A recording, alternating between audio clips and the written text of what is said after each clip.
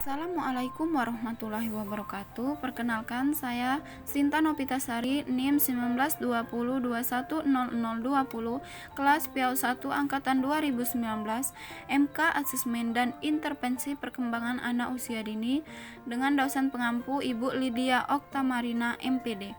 Baiklah, di sini saya akan menjelaskan tentang instrumen asesmen perkembangan anak usia dini. Pengertian instrumen. Secara umum, instrumen adalah suatu alat yang digunakan untuk mengukur fenomena alam, sosial maupun sosial yang diamati. Terdapat berbagai macam pendapat pakar mengenai pengertian instrumen. Instrumen merupakan alat bantu bagi peneliti dalam mengumpulkan data. Ghazali mengemukakan dalam bidang penelitian instrumen diartikan sebagai alat untuk mengumpulkan data mengenai variabel-variabel penelitian. Alat ukur atau instrumen yang dibuat atau disusun untuk melakukan pengukuran sebelum digunakan harus terlebih dahulu dikalibrasi atau divalidasi. Jadi, suatu instrumen dapat digunakan untuk mengukur fenomena sosial atau fenomena alam yang diamati. Namun terlebih dahulu dilakukan kalibrasi sebelum dipergunakan. Selanjutnya, pengertian asesmen penilaian PAUD. Asesmen yaitu suatu proses pengamatan, pencatatan, dan pendokumentasian kinerja dan karya siswa, serta bagaimana proses ia menghasilkan karya tersebut.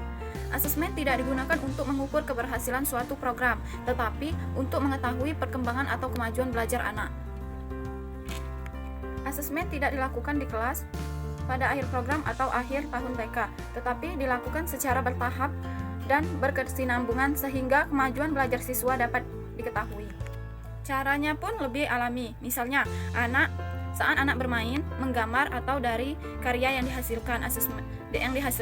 Asesmen tidak mengkondisikan anak pada bentuk ujian.